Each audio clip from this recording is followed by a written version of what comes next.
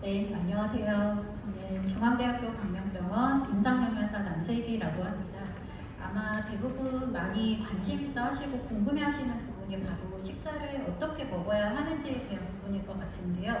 그래서 이번 시간에는 건강한 심장을 위한 식사 관리에 대한 내용을 제가 준비를 해왔고, 심장 혈관 질환의 예방뿐만 아니라 이미 질환의 진단을 받았다고 하더라도 앞으로 건강하게 또 합병증 없이 지낼 수 있는 식사 관리에 대해서 강의를 시작해 보도록 하겠습니다. 먼저 심장 혈관 질환의 위험 요인은 크게 두 가지로 구분할 수 있는데요. 먼저 성별이나 가족력처럼 내가 태어날 때부터 정해져 있거나 나이가 드는 것처럼 어쩔 수 없는 내 의지나 노력과는 무관한 부분이 있고, 반대로 오른쪽에 보이는 부분처럼 내 의지나 노력 또는 적극적인 치료로 조절을 할 수 있는 위험 요인이 있습니다. 보시는 것처럼 좀 진한 글씨로 나와 있는 고혈압이나 당뇨병, 이상 지질혈증이라든지 비만, 운동 부족, 흡연 이런 스트레스가 포함되어 있는데요. 이 중에서 진한 글씨 고혈압, 당뇨, 이상 지질혈증, 비만 네 가지를 주의해 주셔야 하겠습니다. 대체로 우리가 식사할 때 맛있다고 느껴지는 것들이 대부분 자극적인 음식들이 많고, 그런 음식들이 짜고 기름지기 때문에 칼로리도 굉장히 높은데요. 이런 고혈압이라든지 비만, 당뇨병, 이상지질혈증을 유발하는 것이 바로 고염, 고지방, 고칼로리 위주의 식습관입니다.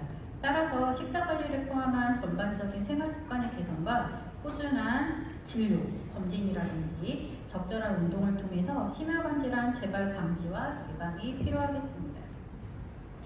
그러기 위해서는 제일 중요한 것이 바로 나에게 맞는 건강한 적정 체중을 유지하는 것인데요. 표준 체중이라고 부르기도 하고, 내 성별과 키에 따라서 나에게 맞는 가장 건강한 체중이 얼마인지를 구해보실 수 있으세요. 지금 이 자리에서 계산하기가 어려우신 분들은 사진 촬영하셔도 되고요. 예를 들어서 키가 160cm의 여자인 경우는 160cm를 미터로 바꾸는 겁니다.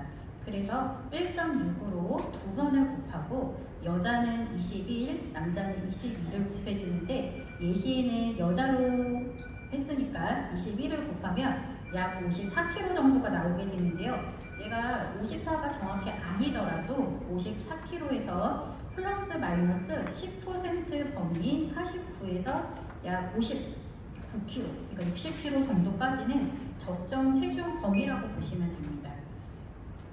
그리고 아래쪽에 나와 있는 것처럼 키랑 몸무게를 가지고 내가 현재 비만인지도 알아볼 수 있는데요. 내가 적정 체중인지 혹은 가체중이나 비만인지 아래 계산 방식대로 한번 계산을 해보시면 되시고, 계산을 해봤더니 내가 현재 과체중 비만 범위에 해당이라고 하신다면 앞에 설명드린 생활습관 개선 그리고 적극적인 체중 감량이 필요하다고 보시면 되겠습니다. 실제로 비만인 사람이 체중을 10% 정도 감량을 하게 되면 혈압이 작게는 5에서 많게는 20 정도까지 감소되는 효과도 기대해 볼 수 있다고 합니다. 그러면 나에게 맞는 가장 건강한 식사 구성이 뭔지, 그럼 내가 하루에 몇 칼로리 정도를 먹어야 하는지 궁금해 하시는 분들이 많을 것 같은데요.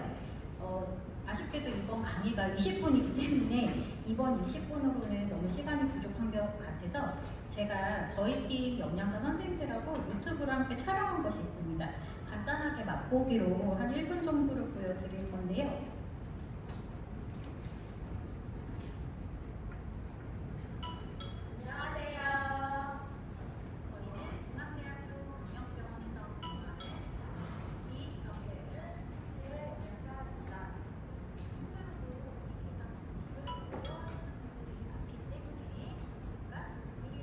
여기 보시면 아까 표준 체중을 구하셨잖아요. 나에게 맞는 표준 체중이 남자, 여자, 그 다음에 이제 키에 맞춰져서 저희가 계산을 해놓은 거예요.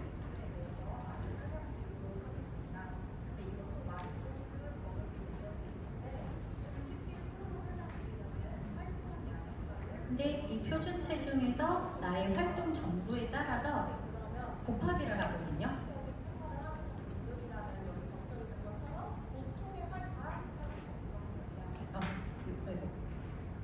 이렇게 보통의 활동을 하는 정도는 내가 만약에 아까 전에 50kg가 나왔으면 50kg에 30을 곱해서 하루에 1,500칼로리가 나에게 맞는 적절한 열량이라고 보시면 돼요.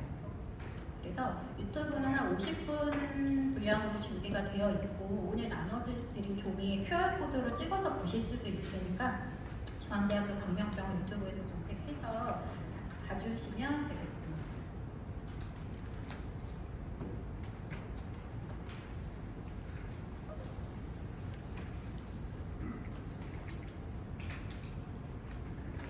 그리고 그 다음은 고혈압인데요. 고혈압은 잘 아시다시피 특별한 증상이 없기 때문에 더 위험하다고 알려져 있습니다. 보시는 것처럼 식사 조절이나 체중 감량, 술을 줄이고 꾸준히 운동을 해주시는 것만으로도 혈압이 감소되는 효과가 있는데요. 여기서 식사랑 관련되어 있는 부분은 크게 두 가지입니다. 바로 싱겁게 먹는 거랑 그 다음에 채식 위주의 건강한 식습관을 유지를 하는 것인데요. 대한고혈압학회에서도 정한 고혈압 예방을 위한 7가지 수칙에서도 보면 여기 7가지 중에 3가지가 바로 식사에 대한 부분이 포함됩니다. 그만큼 식사의 관리가 굉장히 중요하다는 뜻이 되겠습니다. 오늘 나눠드린 종이에 보면 체크리스트가 있는데요. 이 체크리스트를 뭐 현장에서 미리 하신 분도 있고 집에 가셔서 해보시는데 최종적으로 점수가 내가 예라고 체크한 점수가 5개 이상이 나왔다면 내가 현재 좀 짜게 먹고 있는 편이기 때문에 좀 싱겁게 드시도록 노력이 필요한 상태라고 보시면 되겠습니다. 그러면 싱겁게 먹는 게 좋다고 많이 알려져 있는데요. 얼마큼 싱겁게 먹어야 되는지 많이 궁금해하실 거라고 생각이 듭니다. 하루에 소금을 먹어야 되는 섭취량은 세계 보건기구에서는 약 5g 정도, 그리고 우리나라에서는 6g 이내로 권고를 하고 있는데요. 소금을 하루에 5g 정도를 먹으라고 하면 이만큼의 대체 어느 정도인지 감이 잘 안 오실 것 같습니다. 하루 소금량을 5g 정도로 맞춘 식사를 병원에서는 저염식이라고 부르는데요. 혹시 입원하신 분들 중에 저염식을 드셔본 분이 있으실지 모르겠습니다. 치료 목적으로 앞에서 설명해 주셨던 교수님들께서 저염식을 처방을 내주시기도 하고 이름만큼이나 굉장히 많이 싱거운 식사인데요. 간이라고 하는 우리 짠맛은 거의 느껴지지 않아요. 거의 느껴지지 않고 재료 본연의 맛만 느껴지는 정도라고 짐작을 하시면 조금 이해가 쉬우실 것 같습니다. 하루 5g에서 6g 소금 섭취를 하기 위해서는 우리가 하루 평균적으로 3끼 규칙적인 식사를 한다는 기준으로 한 끼의 음식을 준비할 때 소금을 1g에서 혹은 2g 정도를 쓸 수 있는데요. 소금 1g만 한 끼에 사용하기에는 굉장히 적은 양 같긴 한데 이 소금 1g이 또 어느 정도인지 감이 잘 안 오실 것 같아서 제가 이 표를 가지고 왔습니다. 우리 동네마다 있는 좀 유명한 아이스크림 가게에 이 작은 분홍색 스푼으로 한 3분의 1 정도 담긴 양이 소금 1g에 해당하는 양이고요. 이 소금 1g과 아래쪽에 보시는 것처럼 간장 5g, 된장이나 고추장 같이 이렇게 떠서 먹는 양념류는 약 10g이 동일한 나트륨 양이 들어가 있다는 뜻이 되겠고요. 우리 한식은 대부분 소금과 간장, 된장, 고추장을 사용해서 맛을 내기 때문에 요리를 하실 때 양념 사용이 너무 지나치지 않도록 해야 하고 만약에 내가 저염식처럼 싱겁게 먹지 못한다면 평소에 쓰는 양념 사용량을 절반이라도 적게 쓴다면 섭취하는 염분의 양을 상당히 줄여볼 수 있겠습니다. 그리고 양념 외에도 식재료 자체가 짠 것들도 주의를 해야 되는데요. 대체로 그 천연 재료에 소금이 첨가되거나 혹은 별도의 양념이 들어간 것들 혹은 가공식품에는 염분의 함량이 상당히 많기 때문에 저희가 대부분 신선한 자연 그대로의 식품을 선택하는 것이 좋다고 말씀을 드리고 있고 이렇게 짜게 먹지 않는 저염식 습관을 유지를 한다면 혈압을 효과적으로 낮추는 데도 도움이 될 수 있겠습니다. 근데 또 무작정 간도 안 맞추고 싱겁게만 먹으려고 하면 너무 힘들고 맛이 없을 것 같습니다. 그래서 소금은 좀 적게 쓰더라도 조금 더 맛있게 먹을 수 있는 몇 가지 꿀팁을 제가 말씀드리려고 하는데요. 일단 너무 뜨거운 상태에서는 이 간이라고 하는 짠맛이 잘 느껴지지가 않거든요. 그래서 너무 뜨거울 때 요리하는 중간에 간을 하기보다는 요리가 다 끝난 다음에 조리 마지막 단계에서 간을 하시는 것이 좋고, 예를 들어서 내가 밖에서 이제 뭐 갈비탕이나 이제 곰국이나 이렇게 좀 뚝배기에 보글보글 끓는 음식을 먹을 때 그 상태에서 바로 뭐 소금도 넣고 뭐 새우젓을 넣기보다는 한 김 식히고 난 다음에 넣는 것이 조금은 염분 섭취를 줄일 수 있고 적절한 간을 맞출 수 있는 방법이 되겠고요.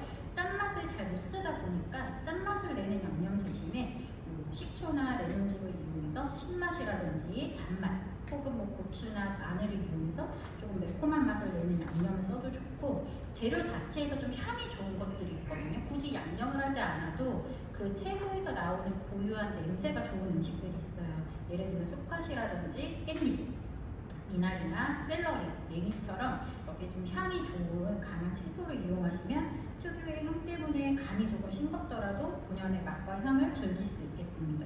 그리고 바다에서 나는 해산물은 그 자체로 또 염분 함량이 굉장히 높아요. 왜냐면 바닷물이 소금물이기 때문에 그 자체로 이제 염분 함량이 높은데, 여기에 소금을 별도로 이렇게 묻혀져 나온 것들이 있거든요. 염장 미역이라든지 염장 다시마 보다는 소금이 묻어있지 않은 생미역이나 생다시마를 선택하시고, 드시기 전에 이런 것들을 물에 좀 담가 두시면 소금기를 빼는 데도 도움이 될 수 있습니다.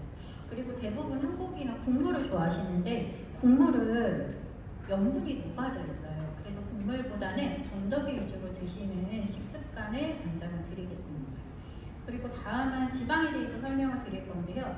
우리 콜레스테롤이나 지방은 우리 몸에 꼭 필요한 성분이지만 너무 지나치게 과다하게 많이 섭취할 경우에는 심혈관 질환이라든지 대사증후군을 유발하기 때문에 주의가 필요합니다. 그래서 혈중 콜레스테롤이 높아져 있는 상태라면 콜레스테롤이 많이 들어가 있는 식품의 과다 섭취를 주의할 수 있고, 콜레스테롤이 많이 들어가 있는 음식으로는 여기 왼쪽에 보시는 것처럼 뭐 계란 노른자라든지 생선 알이 있고, 동물의 내장 종류, 우리 뭐 국밥 먹을 때나 뭐 순대 먹을 때 이제 먹는 그런 내장 종류라든지 뭐 간이나 곱창 이런 것들이 있을 수 있고요. 새우나 오징어처럼 일부 해산물에도 콜레스테롤은 함유가 되어 있습니다. 대체로 우리가 쉽게 접할 수 있는 음식들이기는 하지만 막상 내가 먹는 또 빈도를 살펴보면 그렇게 또 자주 먹는 식품은 아닌데, 이게 한 번 드실 때 너무 과식하지 않도록 주의가 필요하겠습니다.